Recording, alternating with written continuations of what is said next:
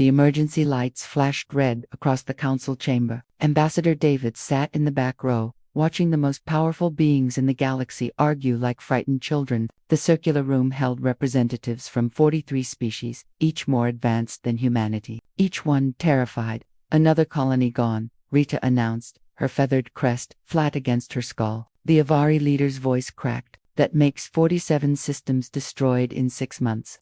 The hologram at the chamber's center showed the latest horror. Colony World, that 9 had gone silent 3 hours ago. Satellite footage revealed the truth before the feed cut out. Black shapes, millions of them, covering the planet like a disease. The void swarm had struck again.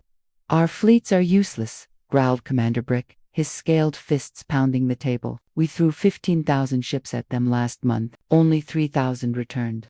David leaned forward. He had studied every battle record, watched every piece of footage Earth's intelligence service could obtain. The other species fought with overwhelming force, massive energy weapons, planet-killing missiles. None of it worked. The swarm absorbed the attacks, adapted, and kept coming.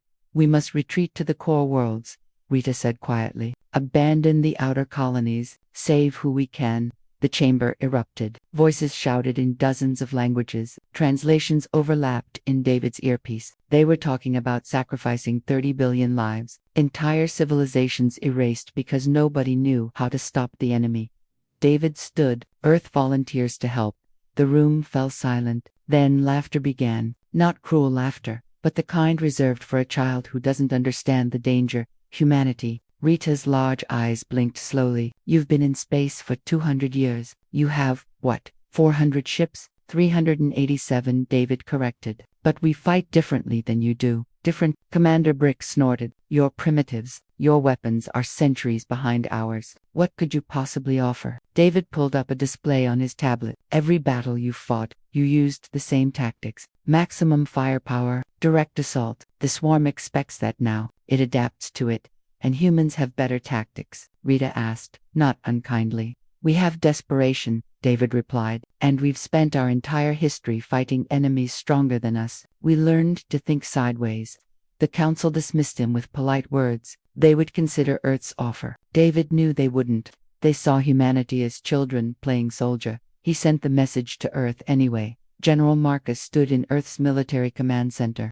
Deep beneath the Rocky Mountains, the holographic display showed the swarm's advance, red zones spreading like blood across the galactic map. They're not random, he muttered, tracing paths with his finger. Look at the pattern. They're migrating, not conquering. His second officer, Lieutenant Emma, nodded. Intelligence agrees. They move like locusts, consume everything, then move to the next system. Which means they have a destination, Marcus said, something they're heading toward. That's the theory. But sir, even if we're right, how does that help? We can't stop them. Marcus smiled grimly. Nobody's tried to redirect them yet. Everyone's too busy trying to kill them. He activated the base-wide comm. All personnel. This is General Marcus. We have authorization to engage. I want every volunteer ship ready to launch in 48 hours. We're going to show the galaxy how humans fight.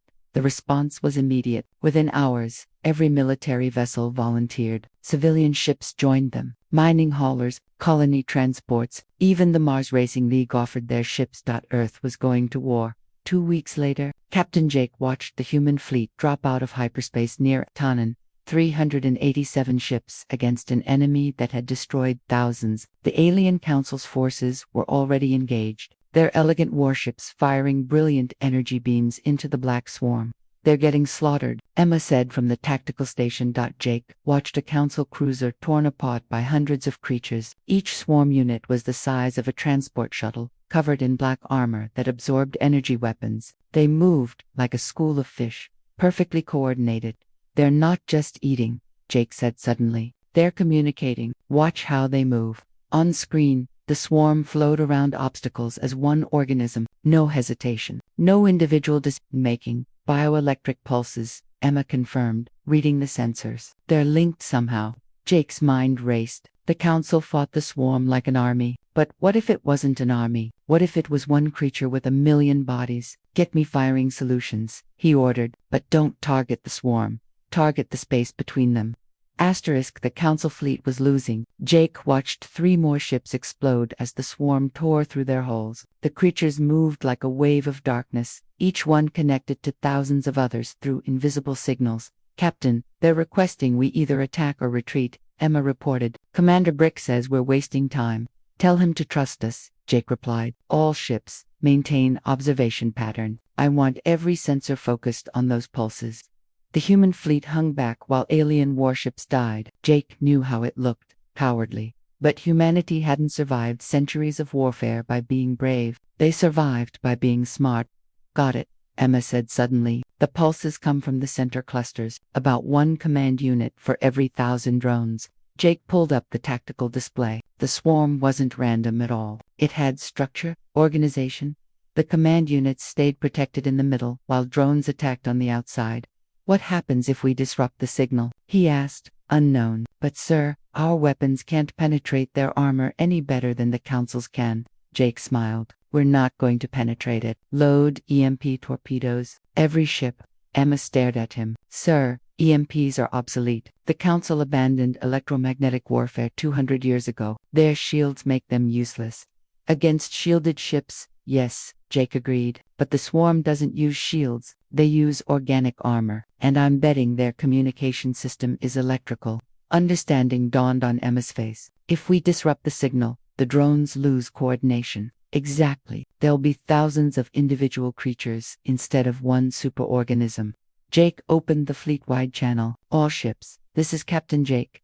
Arm, EMP weapons. Target the center of each swarm cluster. Fire on my mark. The human fleet moved into formation. The ships looked crude compared to the sleek alien vessels, but they were fast and maneuverable. Earth's engineers had built them for adaptability, not beauty.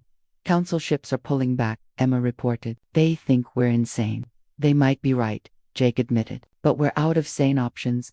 The swarm noticed the human fleet's movement. Thousands of creatures broke off from attacking the Council ships and turned toward Earth's forces. They moved with terrifying speed, closing the distance in seconds. Steady, Jake commanded. Let them get closer. We need maximum effect. The creatures filled the viewscreen. Black armor, multiple limbs, eyes that reflected no light. Up close, they looked even more nightmarish. Some of Jake's crew members gasped.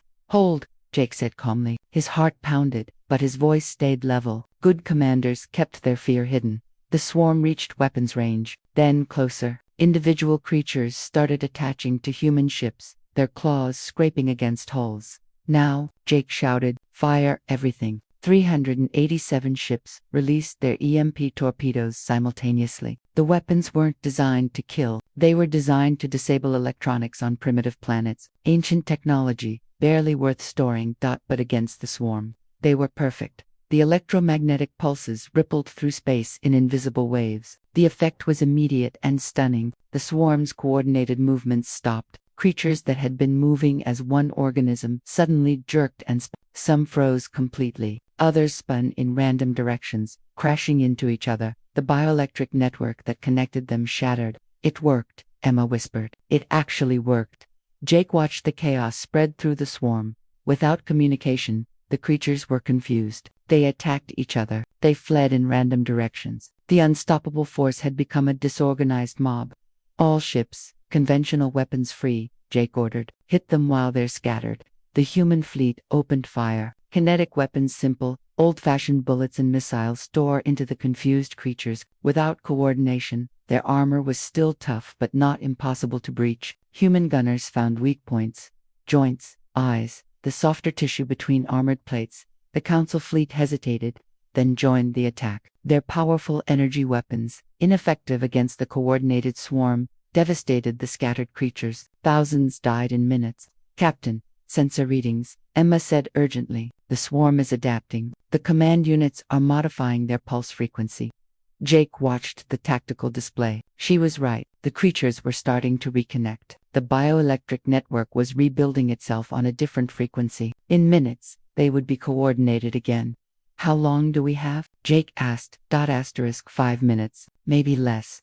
Then we use those 5 minutes. Target the command units. If we kill them, the drones stay scattered. The human fleet dove deeper into the swarm cloud. It was suicide tactics, getting close to the enemy's center of mass. but humanity had always been willing to take risks others wouldn't. Jake's ship, the Defiance, led the charge. Creatures slammed against the hull, alarms blared, but they pushed through, guns firing constantly. Command unit ahead, Emma called out. It's bigger than the others. Could be a primary controller. The creature she indicated was 3 times larger than the drones. It pulsed with visible electrical energy, sending signals to thousands of nearby swarm units. All forward weapons, target that thing, Jake ordered. The Defiance fired everything. Missiles, railguns, even the emergency escape pod launchers. The command unit's armor cracked. Black fluid sprayed into space. The creature convulsed, its electrical pulses going haywire. Then it exploded. The effect rippled outward. Hundreds of drones connected to that command unit went silent. They drifted in space, dead or dying. Other ships are confirming kills on command units, Emma reported. The network is collapsing. Jake allowed himself a small smile. Signaled the Council fleet. Tell them to focus on the big ones. We've found their weak point. Across the battlefield, the tide turned. Human tactics combined with Council firepower created devastation the swarm couldn't adapt to fast enough. The creatures that had destroyed 47 star systems were finally dying. But Jake's smile faded as he looked at the long-range sensors. This was just one swarm cluster. Intelligence reports showed dozens more, each one containing millions of creatures. They had won the battle. The war had just begun. The victory celebration in the council chamber lasted exactly 10 minutes before reality set in. Ambassador David stood before the assembled leaders, displaying the tactical data on holographic screens. We destroyed this swarm cluster, he said, but 19 more clusters are moving through the galaxy. Each one is larger than the force we just fought. The room fell silent. Rita's feathers drooped. Commander Brick's confident posture sagged. They had celebrated too soon. However, David continued, we now know how to fight them. EMP weapons disrupt their coordination. Kinetic weapons can kill the scattered drones, and targeting command units collapses their network. Your people saved Thatanin, Rita acknowledged, but we don't have enough EMP weapons for 19 more battles. That technology is ancient. Our factories stopped producing those components centuries ago. David nodded, which is why Earth is sharing our manufacturing specifications. We can produce EMP torpedoes quickly and cheaply. Our factories are already working at full capacity. How many can you make? Asked Council Member Tom, a reptilian whose species controlled the largest industrial worlds. 50,000 torpedoes per week, David replied. But that's not enough. We need your industrial capacity, your resources. Earth has the knowledge, but you have the production capability. For the first time since the swarm invasion began, hope flickered in the council chamber. Species that had been preparing to flee started talking about fighting back. Engineers from different worlds began coordinating manufacturing plans. But David saw the bigger problem. He pulled up a star map showing the swarm's movement patterns.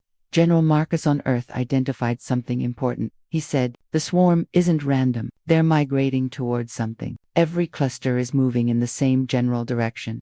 Rita leaned forward, studying the map, toward the galactic core. But why? What's there? We don't know yet, David admitted. But if we can figure out their destination, maybe we can stop them before they arrive, or at least prepare a defense. Commander Brick stood. Then we need scouts, fast ships that can track the swarm's advance without engaging. My people will volunteer our fastest vessels. And mine, added Council Member Lisa, whose insect-like species specialized in stealth technology. We can shadow the swarm without being detected. David felt something he hadn't felt in months, not just hope, but unity. The council was finally working together, combining their strengths instead of competing. Captain Jake stood on the bridge of the Defiance, watching repair crews patch the holes in his ship's hull. The battle had cost them 8 human ships destroyed, 300 crew members dead, but they had proven something important. Humanity belonged in this fight. Captain, incoming message from Earth, Emma reported. General Marcus wants to speak with you. Marcus's face appeared on the screen. He looked tired but satisfied. Good work out there, Jake. The council is calling you a hero. We just did what needed doing, sir. Which is exactly why I'm promoting you, Marcus said, effective immediately. You're Admiral Jake, commander of Earth's First Fleet, and I'm doubling your forces.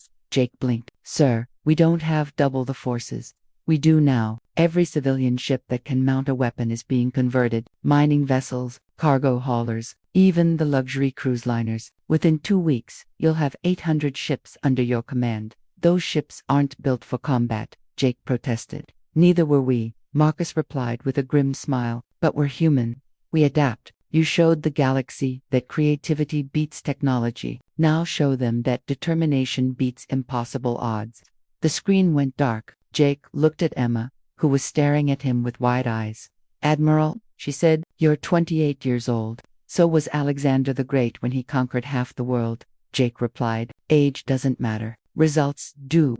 He activated the fleet-wide channel. All ships. This is Admiral Jake. We have 2 weeks to repair, rearm, and train. Then we're going hunting. The swarm thinks it can consume the galaxy. We're going to teach it that humanity doesn't give up, ever. Cheers echoed through the communication channel. Jake felt the weight of command settle on his shoulders. 800 ships. Thousands of lives depending on his decisions. But he also felt something else. Pride.